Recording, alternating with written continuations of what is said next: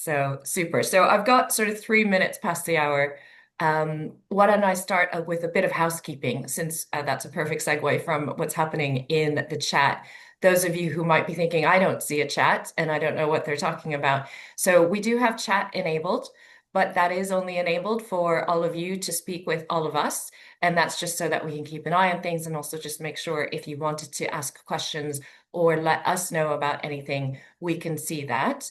Having said that, we do see your names if you are posting in the chat, as in us, the panelists. Other attendees are not seeing names, so this is fully anonymous for all the attendees from an attendee to attendee basis. Similarly, we also have the Q&A function enabled as well. If you post a question in the Q&A, which I will keep an eye on, especially whilst Amy and James are talking, note that it is anonymous, and I will keep an eye on that, and we will answer as we go, or I might reserve the questions for the end. So having said that, and a bit of timekeeping, we are scheduled to go until 11 o'clock. I typically like to wrap a few minutes before that because I know most everybody has another call, another meeting scheduled to start at 11 o'clock. But today we have so much content to go through, so we might not actually be able to finish early, and I might end up rushing or speaking too quickly, which I know I have a tendency to do. And I've been trying to break that habit, but today is not going to be a good test for it. So with all of the housekeeping established, and I've seen that people are mentioning they'll have to go at various times, no problem. We are recording the session. We will be able to share a link afterwards if you'd like that. We'll also have some other follow-up materials as well. So we do appreciate all of you joining. I don't think it's a bad thing to say that I'm really, really pleased. We've got more than 200 attendees with us today. So really, really grateful for all of you lending your time to tune into this really, really important topic. I am going to ask James and Amy to introduce themselves, but before they do that, I might selfishly introduce myself really quickly and just frame the conversation that we're going to have today. It might not be immediately obvious as to why we chose this to be our International Women's Day topic this year. We would typically do a sort of more traditional, how to encourage or promote or to advance more female leadership within companies and the like, or celebrating female leaders.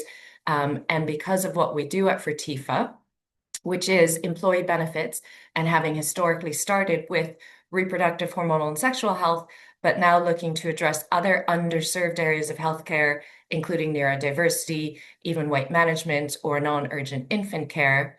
We have spent years trying to serve everybody within a company and be really inclusive with their well-being, but we've recognized how it disproportionately affects women at work every single time.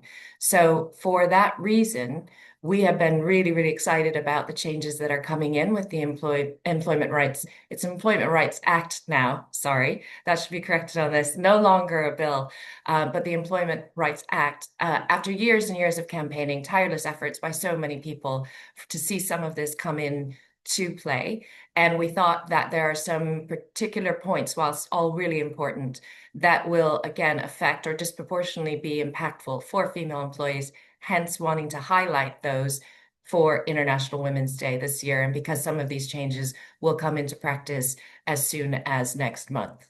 So with that preamble established, I am Eileen Burbidge. I'm the Executive Director at Fertifa. Really, really proud to be hosting this webinar today and be joined by Amy and James.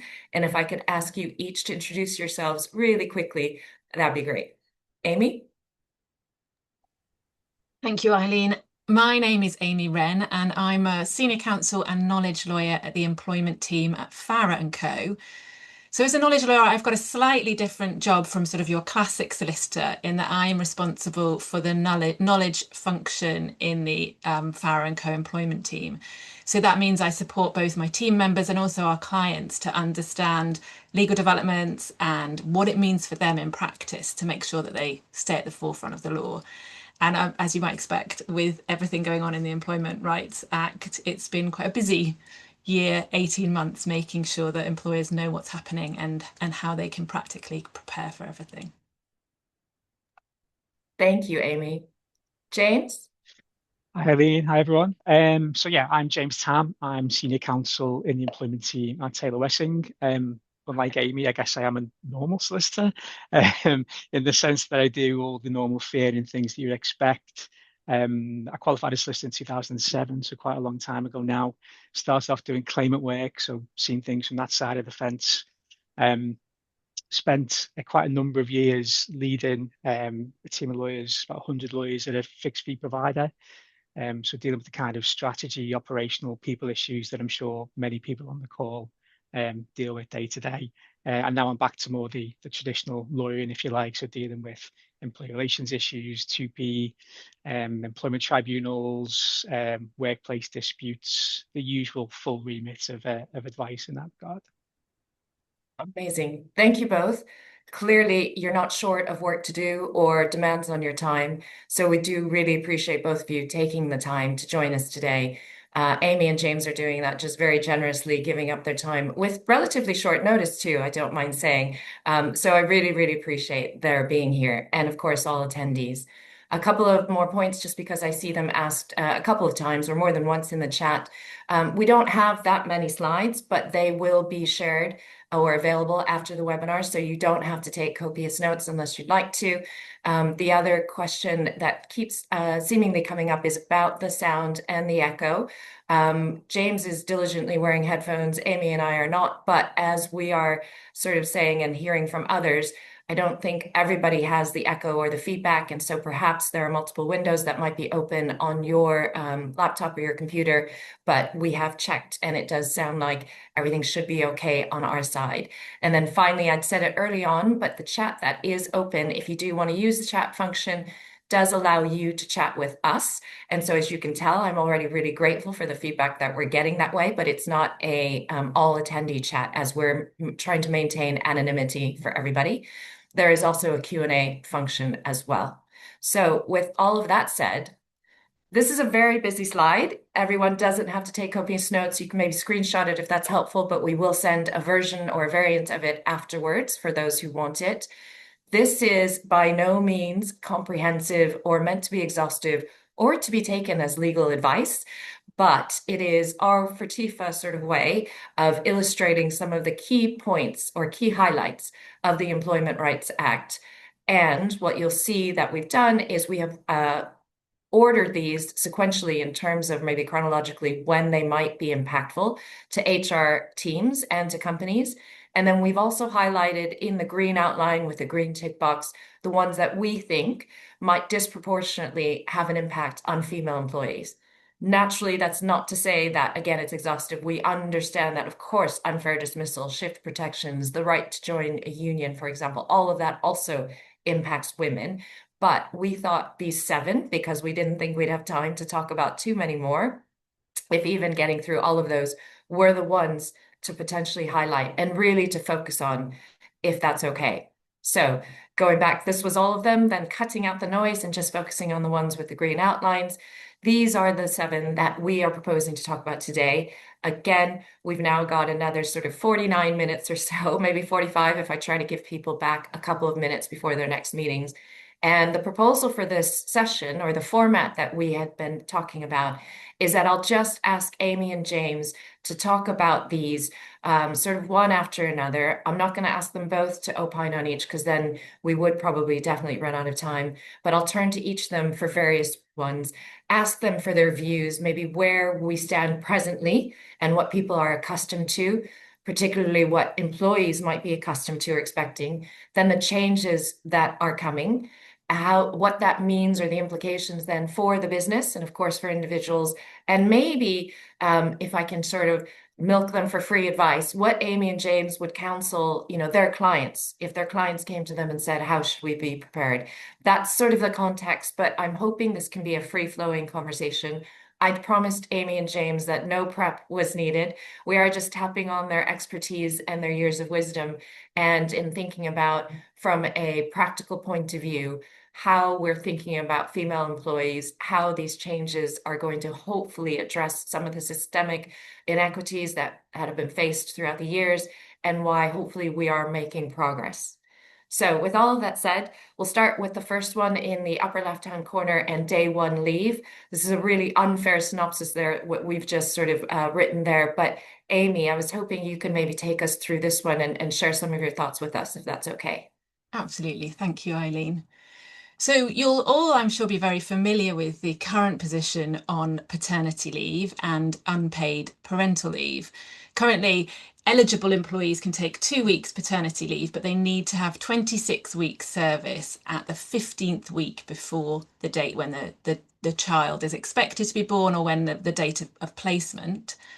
And for parental leave, it's an entitlement to up to 18 weeks unpaid leave in total, capped at 4 weeks per year per child. But you need to have 1 year's service before you can be entitled to that.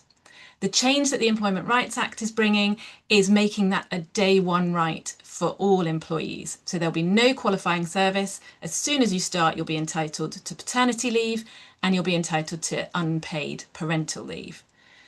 And I think this is quite an interesting one. As you were talking, Eileen, I was just reflecting on it. It's quite interesting to start with something that actually paternity leave is particularly focused at the fathers or partners, not at the mothers. But in fact, what I think the government's trying to do here is start to move before towards a little bit more balancing out of the rights between men and women or partners and women. And I think there's quite an interesting thing about the Act as a whole, of the way there's a focus on families, because intrinsically in supporting families, indirectly, women do benefit from that, particularly if what we see is a shift towards women being the predominant child carers here. And so this is going to make a difference. The government said there might be 30,000 fathers and partners will benefit from the paternity leave. And although that might seem quite a low number, I've got just a quick personal story to tell about how it can make a really tangible difference. So when I had my second baby, I had a 2-year-old at the same time, and then I had a baby who went into NICU, neonatal intensive care. And my husband had started a job, and my baby was obviously typically late, which meant that he started work on the very day after she went into NICU. So I was left with one baby in hospital, a toddler at home, and he had no entitlement to time off at all. He didn't even get time off to pick us up from hospital. So you can see how actually indirectly his inability to take paternity leave really affected me. And I do think this is a significant change. A small one, though. We are still in a situation where men are only, or partners are only entitled to 2 weeks paternity leave. And I think it's worth noting the situation with pay. It will not be paid for those first 6 months. Statutory paternity pay only kicks in if you've got that 26-week service. And similarly, the parental leave is unpaid. So, will it make a significant difference? Probably not from the changes that we're seeing. It's a move. So I think the interesting thing for employers is obviously the kind of as a minimum, it's a policy change. They just need to make changes to policies and make managers aware that's what's happening. If you want to make more meaningful change, one of the things to be thinking about is there more that you can be doing on an enhanced level to potentially offer more time off or think about additional pay, particularly for that first 6 month period, so that you can actually start shifting things towards more equal childcare responsibilities for mothers and their partners. But that isn't a statutory requirement. The statutory requirement is just this moving towards a day one right. Thank you, Amy. And I think sort of magically you answered the questions that were coming in as well. Somebody asked about the statutory point. Somebody made the point about the pay. As you've emphasized, we're making progress. These are steps that are, going towards. I don't think we can expect that this particular act and all of its measures were going to solve all the problems, but hopefully it's a move in the right direction. And I particularly appreciate you sharing your personal story as well.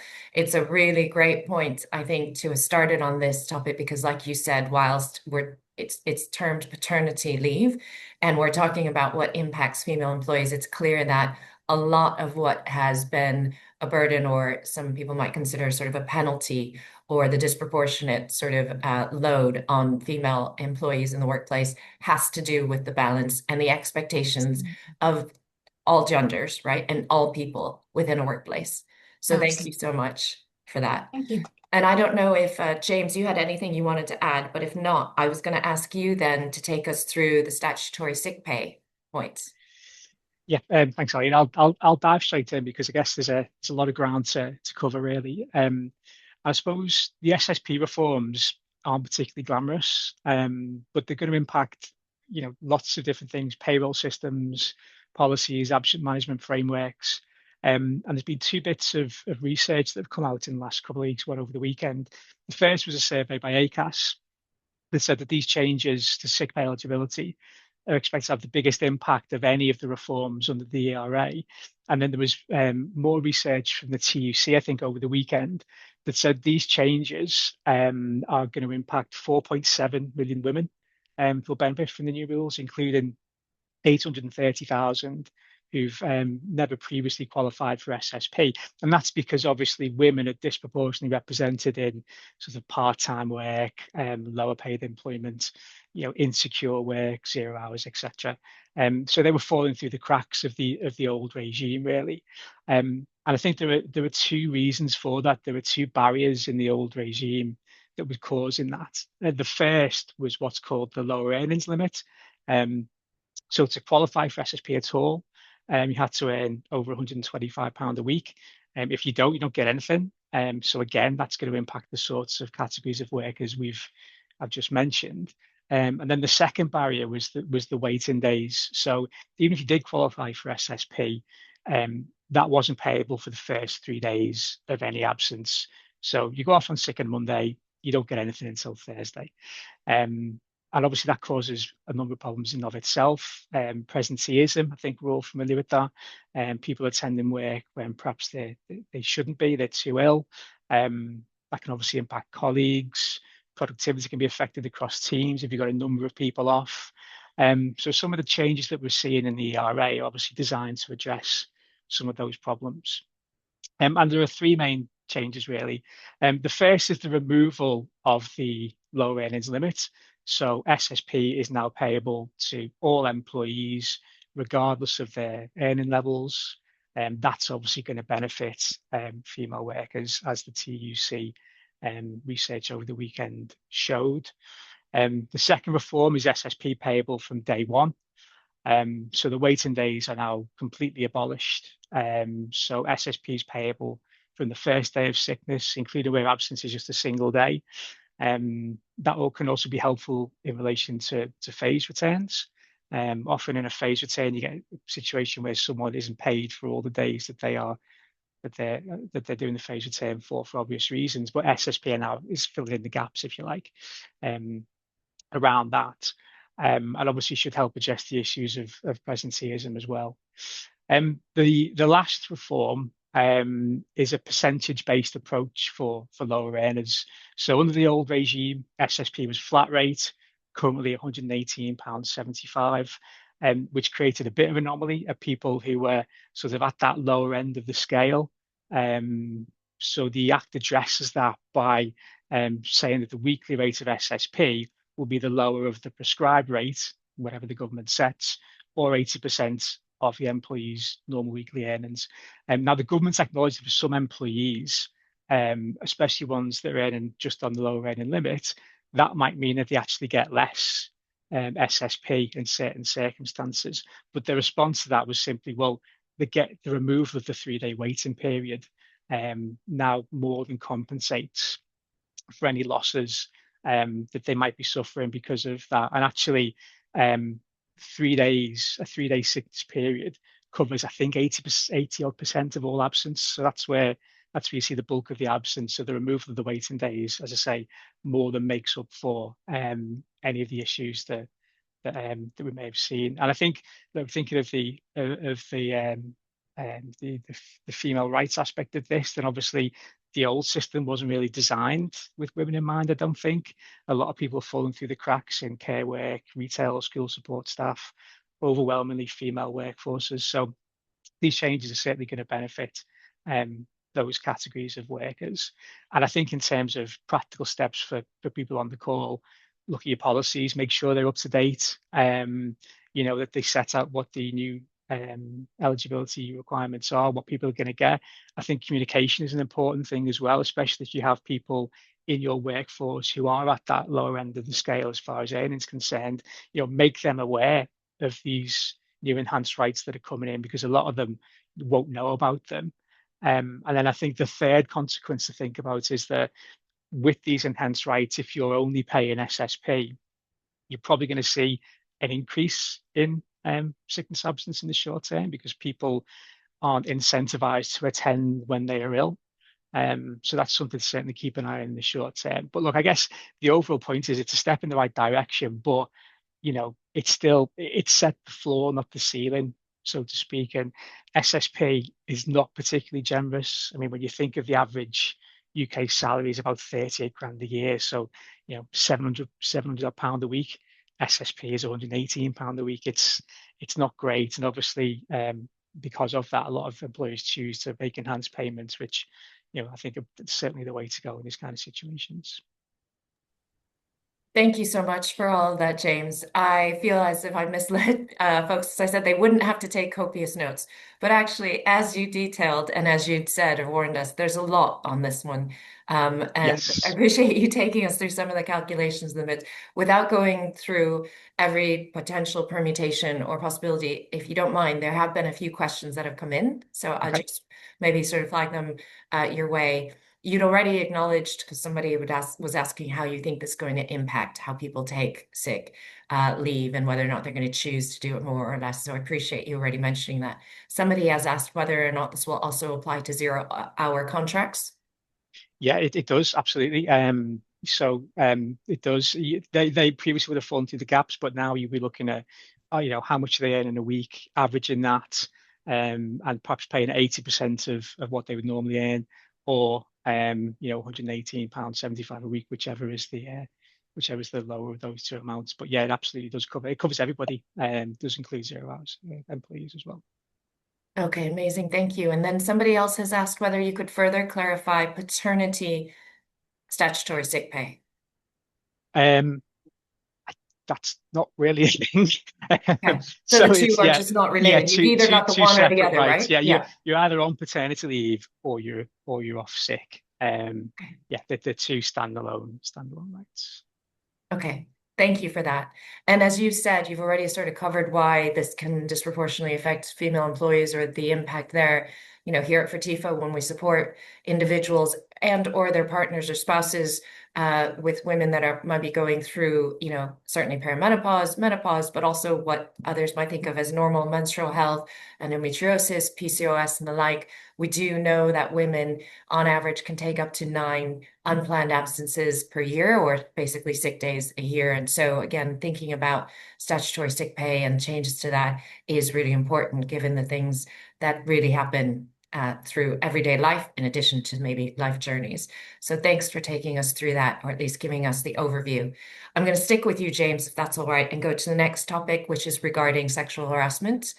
Yes. So that's the perfect cover here as well, actually. But I'll try and give it the whistle stop version. So I think we're all familiar with the fact that sexual harassment, has been unlawful for quite a while now. Um, and people might be aware that in case of sexual harassment, employers have the opportunity to employ what's called the statutory defence, where they can show that they took all reasonable steps to prevent harassment from occurring. Um, Even though they have that option, I have to say it's very difficult in practice to run that. And the Employment Lawyers Association, when they presented evidence to Parliament about this change, sort of made that point actually, and we'll return to that a little later on because it's going to become more relevant. The other important point on this is third-party harassment, which hasn't been a straightforward claim that you can make since 2000, 15 years, I think. And that leaves gaps in protection for a lot of workforces where you have predominantly female workers, so retail, hospitality, healthcare. Obviously, they're often coming into contact with third parties, and there's no straightforward way to make a harassment claim if it relates to a third party.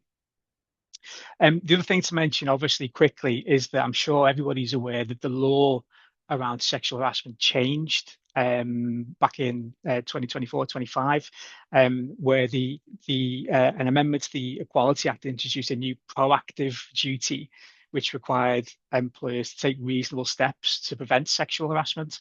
Um, and the Equality and Human Rights Commission published some really good guidance on what those sorts of steps would look like. So that sat alongside. So you had the reasonable steps defence, which was reactive, and then now the new proactive duty to make reasonable steps to prevent harassment before it occurs. And what's changed in the ERA is they're building on that proactive duty and raising the standard from taking reasonable steps to prevent harassment to all reasonable steps to prevent sexual harassment. What that means in practice will depend on the circumstances of the employer, size, sector, environment, that kind of thing. But I think it's worth repeating the point I just mentioned that the Employment Lawyers Association raised, that all reasonable steps requirement is really onerous. It almost runs the risk of introducing almost like a strict liability type offence, because it's such a difficult offence to run, which means it's going to be a difficult proactive duty to meet. But that's what's coming, and that's going to come into force in October. Then the other related thing is that they are reinstating the law around third-party harassment.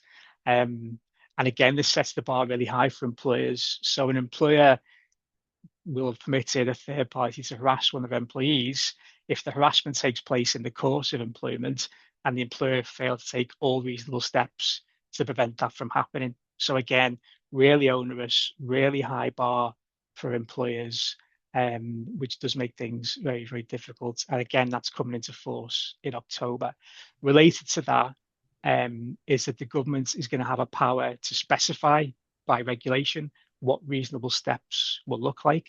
We don't know what that's going to be yet. That's going to be coming further down the line, probably 27, 28 really. But that's something to keep an eye out for. I guess thinking from a practical perspective, what steps can you take? A lot of them organizations should be taking already, because we already have the proactive duty to take reasonable steps, but the bar is being raised to all reasonable steps. So it's kind of everything you're doing with bells and whistles on kind of thing. So, policies, separate sexual harassment policies are going to be really important. Think about amending them or introducing an associated policy that deals with third-party harassment. Training, but not generic tick box e-learning. That's not going to be enough. Regular, specific, documented. Risk assessments obviously really important.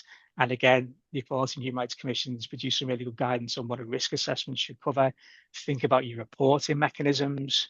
Are they accessible, confidential, trusted? Are you tracking the reports? Are you keeping a log of them? How are you responding to complaints? Is obviously really, really important. Not sweeping things under the carpet, and making sure that the issues are properly investigated, promptly, given the weight that they deserve, given what is often the seriousness of the allegations. So it's all those sorts of things really. So yeah, a lot to do, a lot to take in. It is a lot. So thank you again for breaking that down for us. And like you said, it can be quite onerous then for companies, therefore, but hopefully gives a lot more assurance to female employees who have obviously, in some cases go to work every day concerned about what they might be facing, whether it's with a colleague or someone more senior, or as you've emphasized, and you and Amy have been brilliant. You've been preempting all these questions. It's almost as if you're seeing them before they're posted in the chat, but somebody had asked whether third parties are also included. And I think you've done a brilliant job comprehensively addressing that third parties absolutely are covered under this as well. So thank you so much. And again, unless Amy, you've got something to add, I'm actually going to have you take the mic back, because some kind of segue, or a very natural segue, I think, is the NDA, what we've called the NDA crackdown, but the next topic then back on the left-hand side of the slide. Thank you, Eileen. The only thing I've just seen a couple of people say, what do third parties cover? And I just want to, James has mentioned it, but just to confirm, it really is anyone who's not an employee of your organization. So there'll be your clients, your customers, there'll be suppliers, there'll be members of the public. It's a very, very broad category of people. Yeah, I think as James characterized it, it's anyone somebody can come into contact with as a consequence of their employment, right? Exactly. So, Yeah. yeah. Yep. So it's a powerful new liability against employers. So NDAs, as you say, do segue very nicely onto this, and I'll be quite brief because I'm conscious we've got a lot to cover. So an NDA is a non-disclosure agreement, or more commonly in the employment context, we call it a confidentiality clause, but you may also have heard it called a gagging clause. And essentially, they prevent or they control what an employee or a worker can tell someone else about a certain situation. And they have been quite controversial in an employment context for a number of years, really since the Harvey Weinstein controversy, where he used them to terrible effect to silence victims of his sexual abuse. And since then, there have been discussions about wanting to crack down on them to prevent gagging of potential victims. And there have been some limitations put on them. You can't use an NDA to prevent someone from blowing the whistle or making a protected disclosure. A recent act last year, the Victim and Prisoners Act, made it unenforceable to prevent victims of crimes from speaking to certain authorities about that criminal conduct.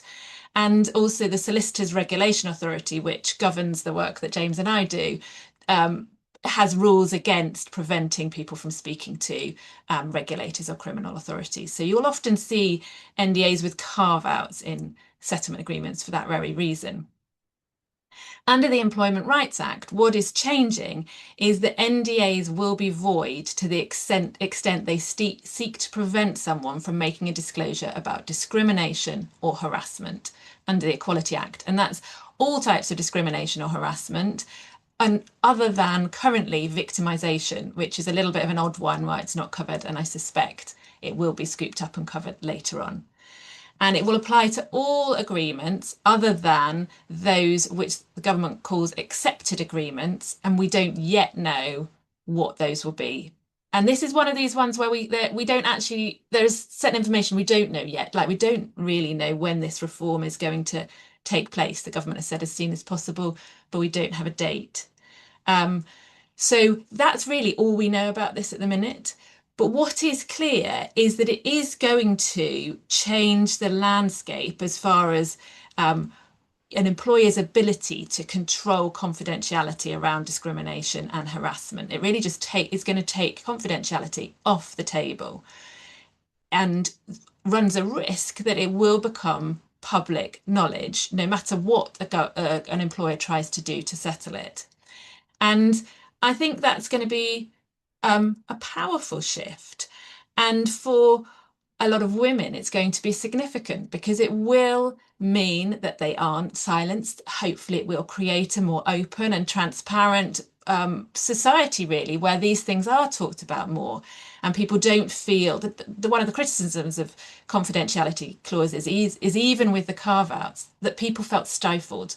They didn't know where a restriction ended and a carve out started. And so they just had took the approach that they wouldn't say anything at all.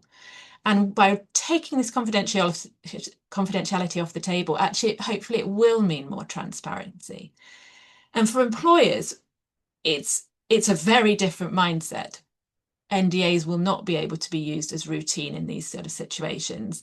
And I think the impact is going to be far more focus on making sure that internal allegations are scrutinised, that if there is a risk that this is going to become public, employers will need to be able to show that they have acted responsibly, that they have properly investigated and done what they can to tackle the issue and get to the bottom of it and work out the root cause. Because what you can't control is necessarily what will be released in the public domain, but you can influence how you're perceived and your actions towards those allegations. There have been criticisms. Some people think that it will be detrimental to some women, that actually it will make employers reluctant to settle allegations if they can't control confidentiality. And there's this feeling that some women like having a control over the privacy of these sort of situations and being able to draw a line under it. And so I would think it'll be interesting to see how these things develop. And we don't know yet. But it's one of those ones which would definitely have an impact on how these practices are managed. Thank you, Amy. And I remember even before we started talking in the introduction, somebody had posted a question really early on. So I'll start with that one, which is, does this change then affect NDAs or confidentiality clauses or agreements that have already been in place? Is it sort of retrospective or retroactive at all, or is it No, only for those that are going to be effective it from? will be for new NDAs after, as and when this Okay. is introduced. Brilliant, thank you. Another question then, just to clarify, is whether or not standard settlement agreements, for example, in order to, whether it's a performance process or otherwise, but it's mutual agreement, settlement as such, are confidentiality clauses and those affected by this at all? Only to the extent they have allegations of discrimination or harassment. You can still have confidentiality clauses about other things. That won't be Sure. affected. But if it's about those topics, great. Exactly. And I think similar. Expect the answer will be very similar. Does therefore, with respect to in settlement agreements or even just termination or standard agreements, non-disparagement clauses, are those affected then? Yes. Yes. All Yeah, right. exactly. If they relate to discrimination or harassment, then any Okay. restrictions will be void. And then finally, sorry, I know we can spend a lot of time on that. By the way, James, you're not off the hook because we've got a lot of questions actually that came back on the harassment point more broadly that I'm saving for the end if we have time. But Amy, one last question on this is whether or not this is separate to COT3 relating to tribunal claims. Yeah, so they're often known as COT threes. Oh, Um, pot threes, sorry. Yeah, currently it's a very broad, it captures all sorts of agreements. As I said, what we don't know yet is whether there are any agreements which will be carved out of this restriction. So it's possible that might be COT 3, but at the minute they are covered by this. Okay. Thank you much. I'm learning too much. I don't know if it's going to stick in my head. I'm glad it's being recorded. I'm going to watch it back later. But thank you so much. So I'm going to stick with you, Amy, if that's all right, and move on then to flexible working protections. Yes, yes. So flexible working there's currently a right for all employees to request flexible working from the first day of their employment. There's no qualifying period. And employers have 2 months to consider a request, and they can refuse it on the basis of 8 potential statutory grounds. But if they want to refuse a request, they need to consult with the employee first. But the government acknowledges that some requests aren't handled all that fairly. And so they are making changes in the Employment Rights Act. Not quite as far as they initially indicated. The kind of fanfare at the beginning was that flexible working would be made the default. That's not what we're seeing. But they'd still, changes are going to be introduced from 2027. There's going to be a requirement on employers to justify why a refusal is reasonable. So there's a reasonableness test. And employers are also going to need to explain in writing what their reason for their statutory ground is for refusing a request and why they consider it to be reasonable. And in a recent consultation, the government has also said what it's going to do is set out a process of consultation that employers are going to need to follow if they want to refuse a request. Currently, there's just a sort of vague, you must consult, but I think a lot of companies aren't really complying with that. There is now going to be a set process to follow. And employees will have the ability to challenge reasonableness in the tribunal if they don't think that an employer is being reasonable. So it hasn't gone quite as far as the government was indicating, but I still think it's a change that's going to have an impact because it's going to require employers to think much more about the reasoning for saying no. And I think it's going to make it harder to say no without having some evidence-based justification for why you're doing that. So one of the things, a practical step for us employers is to start thinking about what's your business case? What is that justification for looking at a flexible working request and saying it's not going to work? And as part of that, there's going to be an increased emphasis on actually thinking, if this isn't practical, what are the alternatives? Is there something else we can do to accommodate this employee? Could we have a trial period to see if actually, in reality, it is possible? So we are moving towards those reactions where flexible working isn't for us, to thinking a little bit more practically about can we accommodate it? And certainly the government's hope is that it's moving towards a model for where employers can have meaningful conversations and actually think if this is possible and can we agree it. There's clearly for women in particular who have got the predominant childcare and caring responsibilities. I think that Childcare UK said that women have 59% of unpaid caring responsibilities. This is going to be significant because flexible working is one of the things that makes um, remaining at work possible. But again, it's that point about it cuts both ways. It's going to support men as well, and if that can support working families, I think that can only be a positive move for keeping people in work and sharing caring. There is a flaw in that the compensation regime for flexible working or breach of flexible working requests is still low. It's 8 weeks pay capped at about £700 a week, I think. So it doesn't equate to some of the other employment claims we've got. So it's a question to see whether actually, I suspect what will happen is conscientious organisations will take this seriously and will really think carefully about allowing it. Whereas organisations where it's not flexible working isn't a priority, probably this isn't enough to create meaningful change. But it'll be interesting to see. I meant to say this takes effect in 2027, so we've got time to prepare.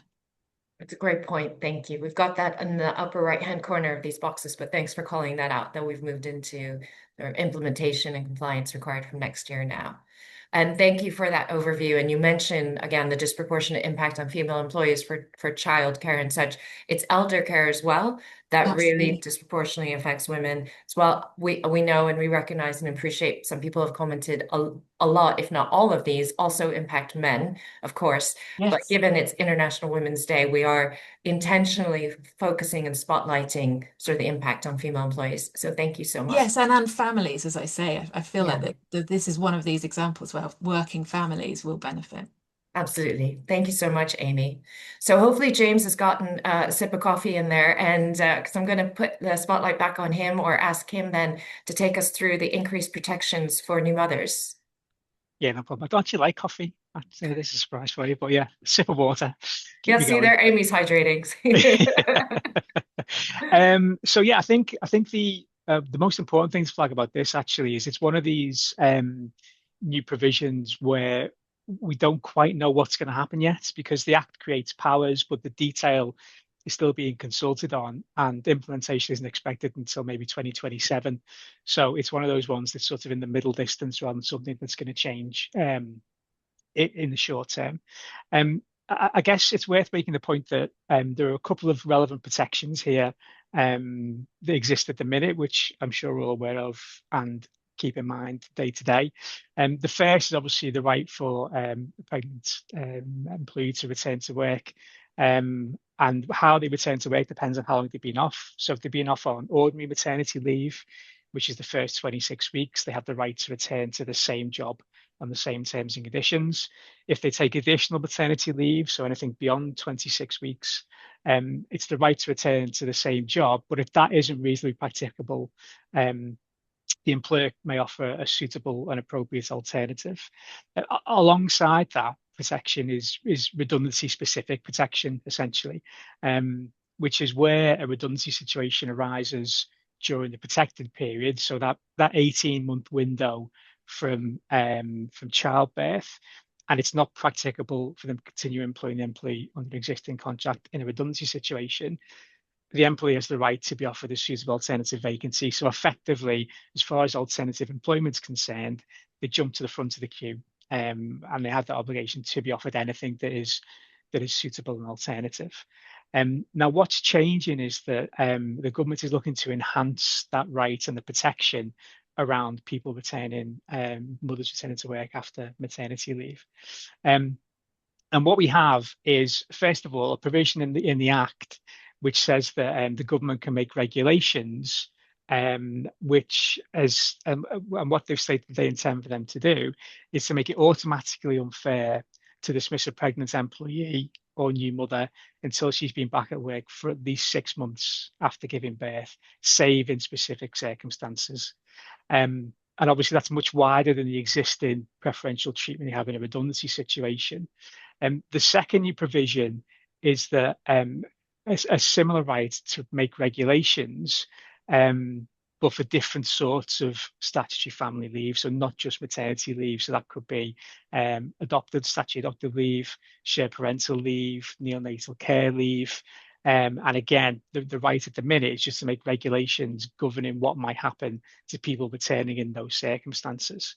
Um, we've just finished the period of consultation. So in October 25, the government launched consultation about how they were going to implement these enhanced dismissal protections.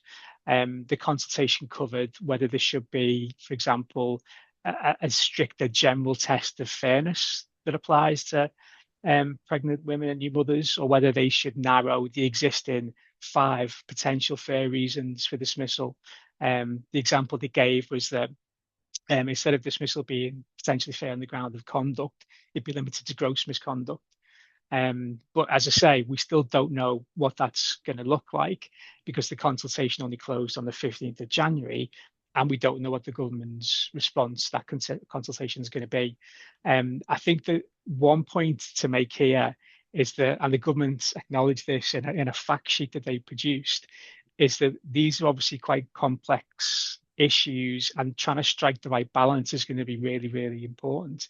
Because I guess what they don't want to do is create an unintended consequence, such as making employers reluctant to hire women of childbearing age because of this added complexity of what you may or may not be able to do in relation to their employment once they return to work after that maternity leave or whilst pregnant.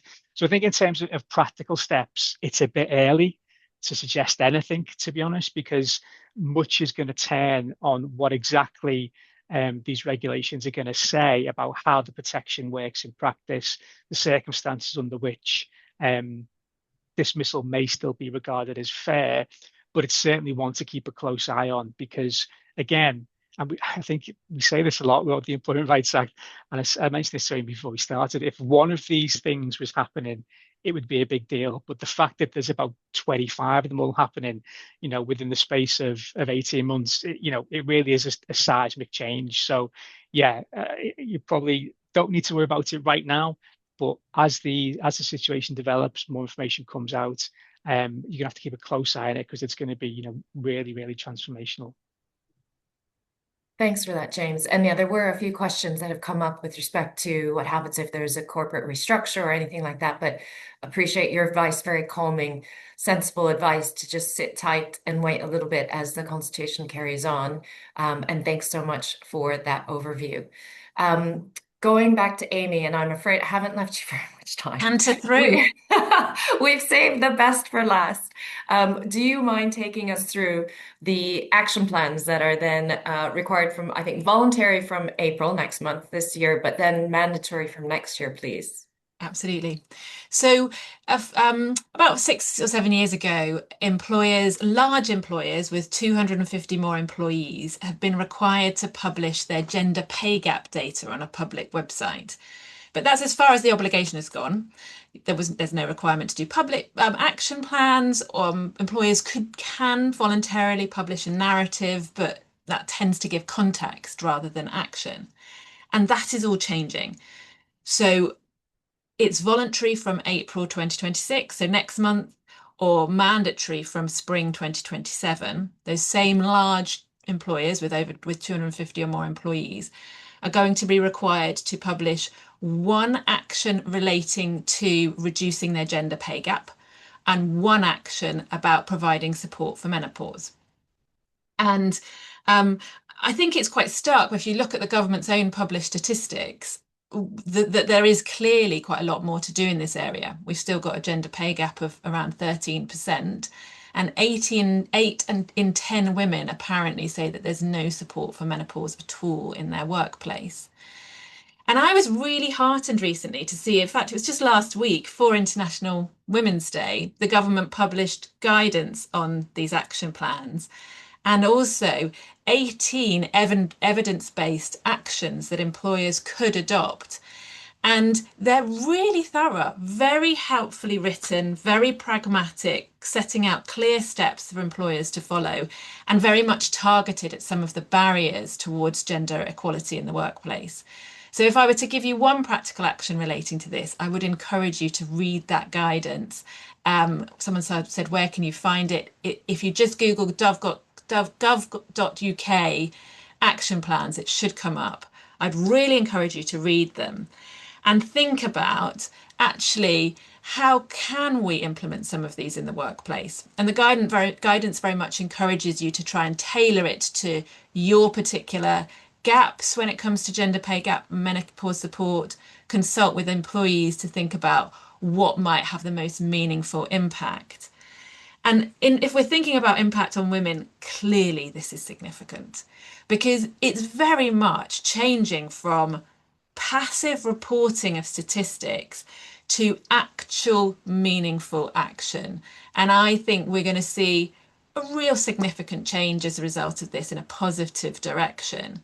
Conscious of the time, so I suppose my final thought is one of the questions for employers to think about is, do you voluntarily publish now, or do you wait until it becomes mandatory in 2027? And obviously, it's going to vary from organisation to organisation. But my feeling is if you want to make a meaningful change, then early action will make a difference sooner.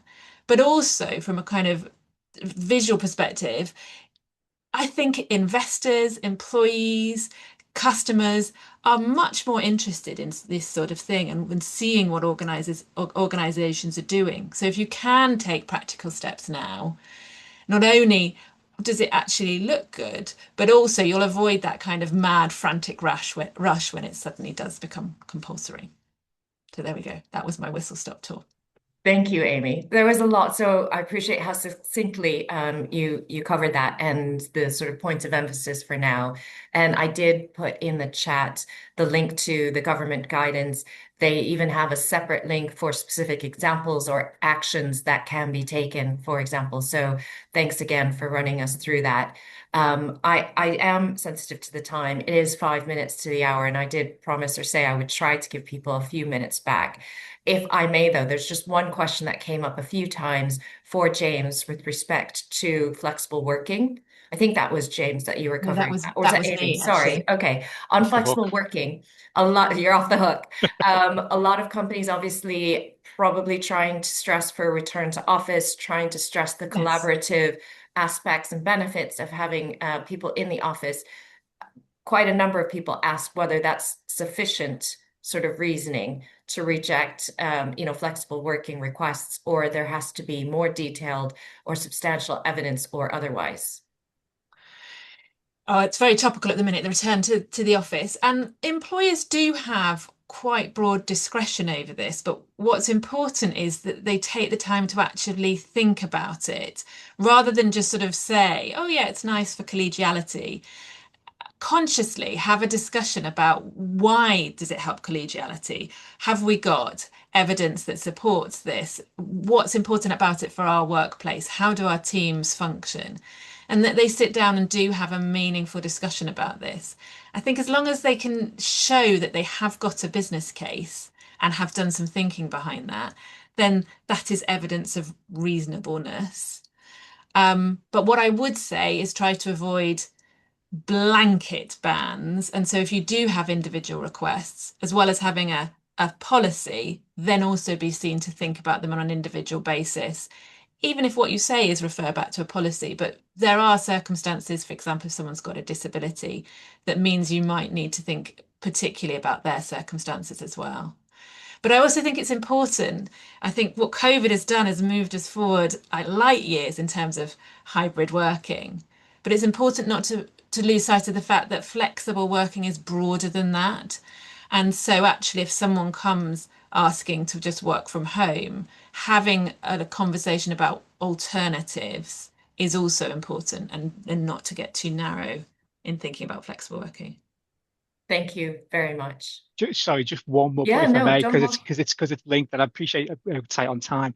I think, I mean, Amy's dead right, and I see employers all the time. It's very easy to say you need to come back to the office, but very difficult to prove why Mhm. that is the case. And the real risk with flexible working, in my experience, is when the request is linked to a protected characteristic, and then you're into the territory of indirect discrimination claims, and you're having to objectively justify whatever you're saying in terms of flexibility. So if it is you need to come into the office for X amount of days, and the reason that person can't is childcare or a disability or whatever it may be, then flexible working is if you like, it's the battleground, but actually there's a bigger picture there, which is the risk of an indirect discrimination claim would linked to the protected characteristics that they're relying on related to the flexible working. So look, we could talk for ages about that, but I think it is worth flagging that because flexible working regime doesn't have very generous awards when that is breached, the real danger is indirect discrimination issues and awards linked to that.